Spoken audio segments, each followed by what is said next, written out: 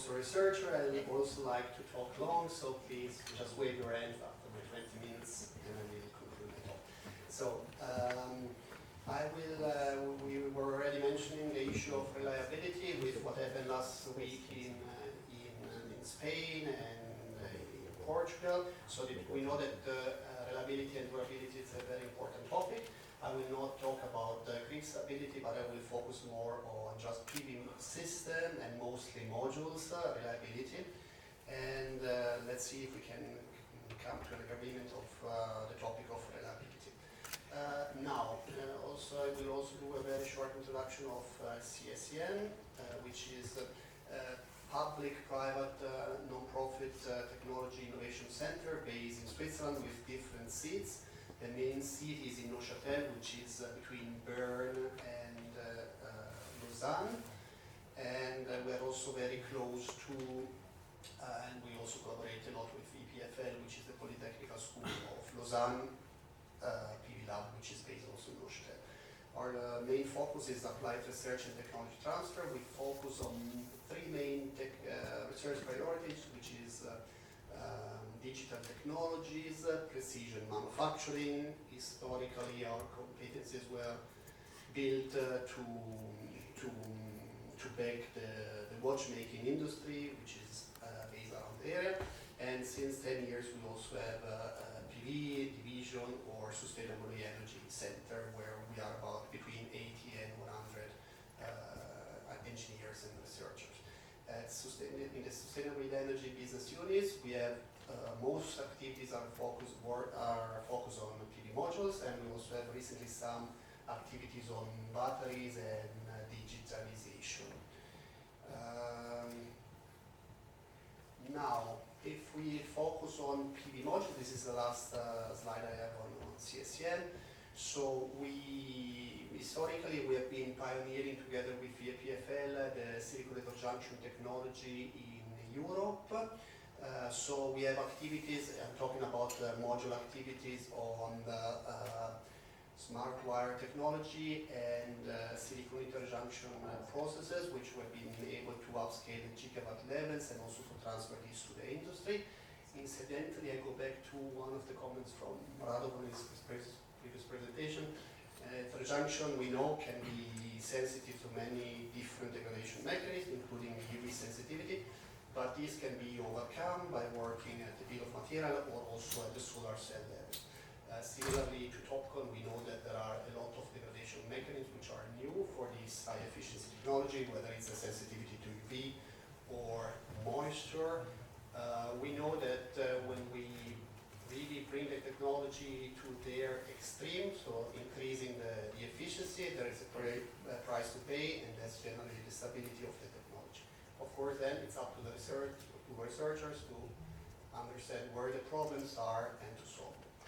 Now, we also have quite some activities on what is called integrated PV. Mostly it's building integrated PV, but also recently vehicle integrated PV, which is another fashionable topic. We develop a lot of coloring solutions for PV modules to make them nicer and to increase their acceptance in building, for example. We have activities related to lightweight PV modules. You see here an example of the Solar Stratos plane, which was the first to make the round of the globe a couple of years ago. And we also have activities for lightweight PV for building integration. And we also have some activities to what we call sustainable PV, where we try to increase the recyclability of PV modules and to experiment in materials like biosourced materials. Now, I go to my presentation. So I will make why does reliability matter? I will just make a couple of examples. It's a topic we could be talking about for a few hours. Then, can we make reliable PV modules or modules that can last 30 plus years? It's very difficult to come out with an answer to this, but I will show a few examples of this. The last question, which is a little bit a proverbial question, is the industry doing it? And then I will come to my conclusion. Now, here's a few basic concepts which I will be using afterwards. So the lifetime of PV system is often equated to the lifetime of solar panels. This is not true, but we know that solar panels are the single most expensive component of a PV system. And basically, if you purchase well-made PV modules, they can really last for 30 or 30 plus years without the need to substitute them. This is of course sometimes not the case, whereas you will change most of other components starting from the inverters. When we review business plans, there are a lot of assumptions, but basically if we talk about the long-term performance, durability, system lifetime, generally business plans make use of linear degradations with 0.5% per year performance loss rate per year. Some business plans, a few use a little bit higher numbers, like 0.7% per year, more conservative. I've also been reviewing business plans which use no degradation rates at all, which is a bit strange. And of course, the topic of lifetime is also linked to the topic of performance warranties. Generally, performance, until very recently for PV modules, warranties were 25 years. Now we have many companies coming out with 30 years. We've seen a couple of presentations earlier that also 35 or 40 years it's a warranty released by some manufacturer. But mostly now it's between 25 and 30 years. Now, warranties for PV modules are based on a lot of assumptions, on modeling, on IEC testing, similar to the one offered by TÜV, I reckon, and by extended testing. We know that IEC testing is only qualification testing, so it's providing a minimum level of quality, and it's telling us nothing about the lifetime testing of the product. And I will come back to this later on in the presentation. So why does reliability matter? This is a work we had presented a couple of years ago, where this is a module performance, which can also be equated to system performance, as I was saying before. On business plans which have an horizon of 30 years, generally this is the degradation rate which is normally used, so a 0.5% per year degradation rate. And all of these other degradation modes would be compliant with a performance warranty of 80% of the initial power set after 30 years of operation. And this is a little bit of modeling we've been doing, where we were computing the interest return rate for different projects developed in different parts of Europe. So we start from Syracuse in Sicily, a lot of insolation, Milan, which is a mid-latitude country, where the insolation level will not be much different from Munich, a little bit more, and we go all the way to northern Germany, Hamburg, 53 degrees latitude. And we were computing based on different assumptions, the unleveraged IRR, and this is the calculation. Then if we normalize these numbers, for example, for Syracuse to the reference scenario, which is the linear degradation rates I was mentioning before, we see that for all other degradation modes, we see a different trend. And one of the key takeaway messages, well, I will try to resume it here. Then if you're interested in this work, you can retrieve it here in this publication. And then nonlinear degradation curves or rates, which are frequently observed when we analyze the long-term performance of PV plants, may impact the profitability of solar projects. The impact is much higher for sites with lower solar resources. So, for example, in Hamburg, having non-performing PV plants will penalize more than an high insolation region like Sicily in southern Europe. So therefore we were suggesting to stress test business plans also with different degradation trends or modes. And we were also showing that unplanned revamping intervention can impact the profitability of solar projects, and their economic viability can and should be modeled to judge whether this intervention will fully justify or not. This is another example of why reliability matters. Here we were modeling different, this is the annual energy yield of a PV system, so we start at 1. Of course, we have different degradation rates. We are assuming linear degradation rates with different performance loss rates per year. And this is how this impacts another topic, which is the carbon intensity of solar electricity versus the reliability of the system. And we can see, I will not dwell too long on this specific chart, but you can see that solar electricity is a very clean energy source, but of course there is a trend and a lot of effort to make it further cleaner. So if we start increasing the degradation rates beyond a reference scenario with 0.7% per year degradation, the carbon intensity starts increasing significantly with hyperbolic behavior. In Europe, nowadays we can generate clean electricity with solar with 30 to 40 grams of CO2 equivalent per kilowatt hour. If we take a gas-fired power station, you will have to multiply these numbers by a factor of 10 at least.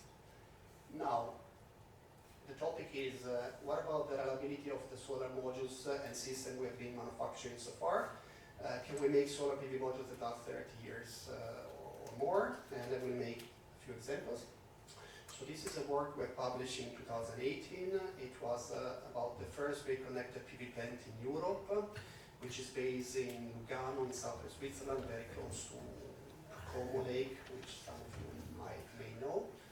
And the system had a PV, the story of the system was very well documented. It's a history of change. Everything has changed.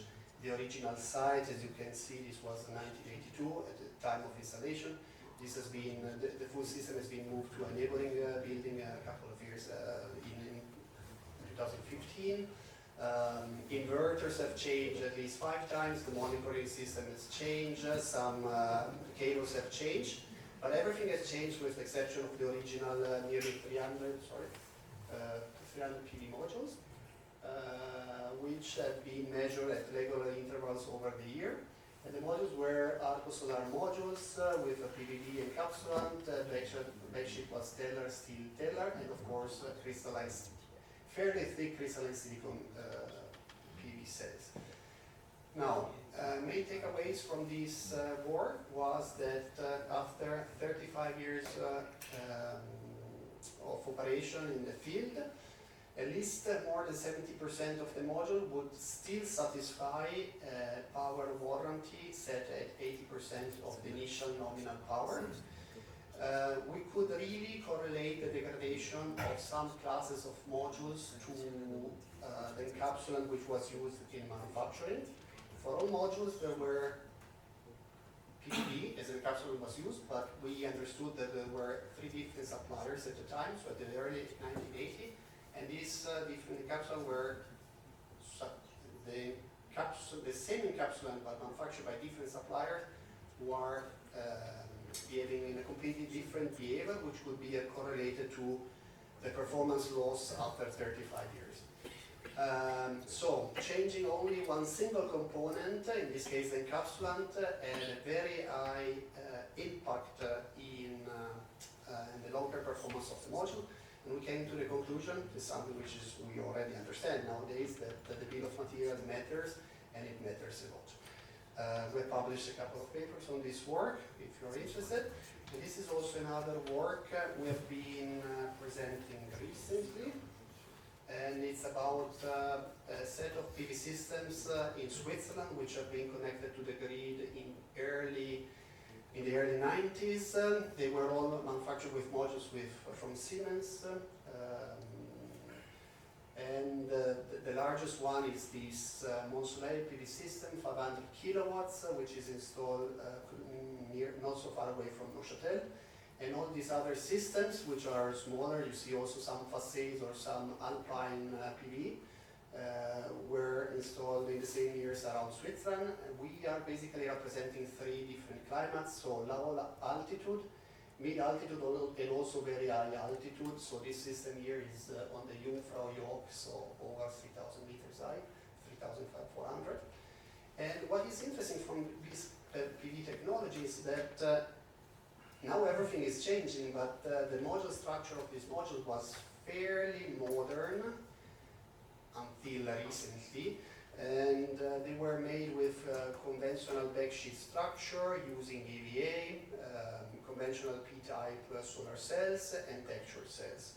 And I will not show completely the results, but we can see that, for example, for the specific Mont-Soleil PV plant, which was connected to the grid in 1992 and monitored since 2002, we could also compute the performance loss rates from outdoor data, and they were very, very stable over the years. Of course, the climate seems also to have some impact, and all these modules will be compliant with a performance warranty higher than 90% after 30 plus years of operation. And I also want to remark again that the bill of material was kind of very modern for the time being. This work will be presented at the next European and US conference and also be published soon. Now, I think I've shown that we clearly can make modules that last 30 plus years. If you go through the literature, there are some surveys, but really works that demonstrate that PV modules can last for over 30 years are really a few. And I've shown you a couple of these works. And of course I want to stress these remarks, so at least in a temperate climate, because if we go to different climates, the situation can be completely different. Now, the next question is a bit provocative. We have some time or 5 minutes. 5 minutes, okay, I will do it. Now, so we can make modules that reliable PV modules, but is the industry doing it today? And I do not have a sharp reply, but I will share a few comments. Now, okay, I will skip. Okay, this I will capture 3 macro trends after the pandemic. And let me already jump to it. And okay, so this is global PV market. And you see these are IEA data. So we see really there is an exponential growth. Historically, the compound annual growth rate has been around 30 to 40% per year. We see that there was really an exception in 2023, where the market was nearly doubling in only 1 year. And of course, this is the outcome of the war in Ukraine, or a bigger part on the special military operation, as we should call it. Now, another interesting information is that at the end of 2024, cumulative installation have been increased, have passed the 2 terawatt threshold, and this is very surprising. I just learned yesterday when I was doing the presentation. If you see, 50% of these 2 terawatts have been installed only in the last 2 years. This is really surprising.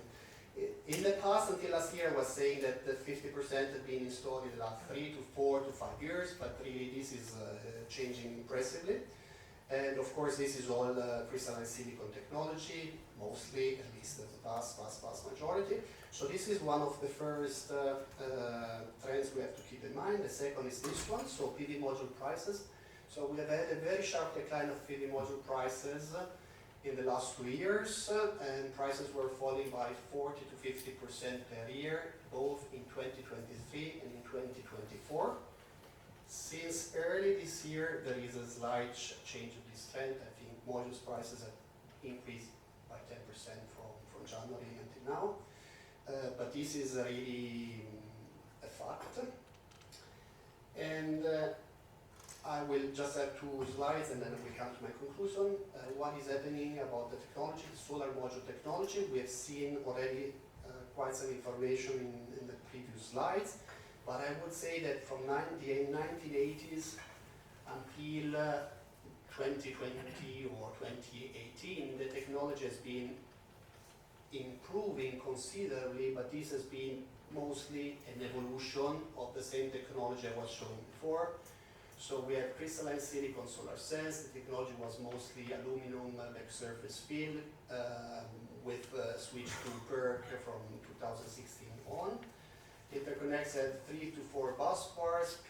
There were also solder ribbons, and capsule was mostly EVA, and the module structure was to a vast majority glass foil. What is happening only in the last 5 years is this. I will not have time to dwell onto this. In Radovan's presentation, we have seen how the solar cell technology is moving, but this is not the only change of the industry. We have a lot of other changes going on. For example, with the transition to glass modules, we are now using polyolefin encapsulants, which is a broad family of encapsulant with a limited track record compared to EVA. We're moving to glass modules. We are using thinner glass. Thinner glass cannot be made tempered, so we talk about semi-tempering, or can be tempered but with lower quality. We're making larger modules, we're making larger cells, thinner solar cells, and we're doing everything together. Then we put everything into a mixer, we shake it, and we pour it. And no time to really dig into this, but I'm telling you, and you see it from this slide, that we are changing so many parameters at a time. And to improve the reliability of solar modules, we need also to understand failure modes, degradation mechanism, and this takes time. And we can always come out with some solutions, but it really takes years to decades to solve this problem.